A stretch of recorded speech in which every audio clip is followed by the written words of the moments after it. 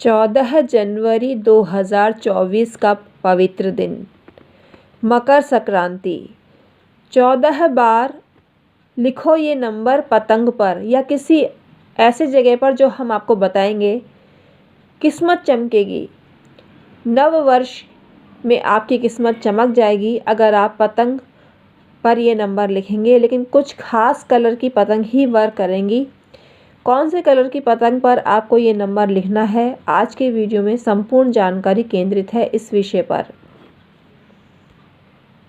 14 जनवरी 2024 को मकर संक्रांति मनाई जानी चाहिए, लेकिन सूर्य का मकर राशि में प्रवेश 26:44 पर हो रहा है और पुण्यकाल अगले दिन होगा, यानी 15 जनवरी पर।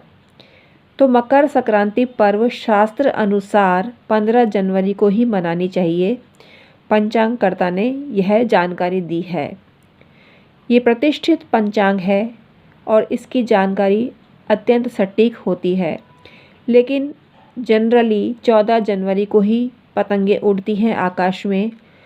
तो आपको पतंगों की, आप जब भी पतंगबाजी करें उस दिन आप ये नंबर लिखें। 14 को करें तो 14 को लिखें, 15 को करें तो 15 को लिखें, लेकिन लिखना ज़रूर है। ये नंबर आपकी किस्मत को बदल सकता है, आपको दुर्भाग्य से सौभाग्य में परिवर्तित कर सकता है। आपको नव वर्ष की पूर्ण जानकारी देने का प्रयास कर रही हूँ। ये पर्व पहला पर्व होगा मकर संक्रांति का, जो साल के पहले पखवाड़े में आपको मनाया जाता है। ये सूर्य भगवान की आराधना का पर्व है और भारतीय संस्कृति में मकर संक्रांति पर भगवान ब्रह्मा, विष्णु, शिव, गणेश, माता रानी और सूर्य की उपासना की जाती है। ये शक्ति पर्व के रूप में जाना जाता है क्योंकि एनर्जी आपको सूर्य देव से मिलती है। दिन भर पतंगबाजी करते हैं तो सूर्य का प्रत्यक्ष आपको दर्शन होता है और सूर्य की धूप स्वास्थ्य के लिए भी उत्तम मानी गई है। इस दिन धनु मल मास की समाप्ति हो जाती है और मकर संक्रांति यानी सूर्य भगवान का मकर राशि में प्रवेश होता है। प्राचीन काल से हमारे भारतीय समाज में सूर्य उपासना की जाती रही है और शुभ फल का महत्व आपको मिलता है, क्योंकि मल मास में शुभ काम वर्जित कहे गए हैं, लेकिन सूर्य देव के मकर राशि में प्रवेश के साथ ही शुभ काम चालू हो जाते हैं। ग्रह निर्माण किए जाते हैं, ग्रह प्रवेश भी किए जाते हैं। सूर्य का दक्षिणायन में प्रवेश होता है तो नकारात्मकता आती है जीवन में, और उत्तरायण में शुभ माना गया है, सकारात्मक माना गया है। सकारात्मक यानी पॉजिटिव एनर्जी देने वाला माना गया है। मकर संक्रांति के ही दिन माता गंगा ने भगीरथ के पीछे चलकर कपिल मुनि के यहाँ सागर में जाके मिलन किया था। राजस्थानी संस्कृति में इस दिन बहन बेटियों को फीनी भेंट में दी जाती है, मिठाई भेंट में दी जाती है, दक्षिणा दी जाती है, लहरिया या बंदेज की साड़ी दी जाती है बहन बेटियों को। 14 वस्तुएं कलप कर उनको दान दिया जाता है। कोई भी वस्तु आप 14 की संख्या में कलप कर बायनक करके उनको दान करते हैं तो आपको फ़ायदा होता है, और उसमें तिल और गुड़ के लड्डू रखे जाते हैं और पूजा की जाती है।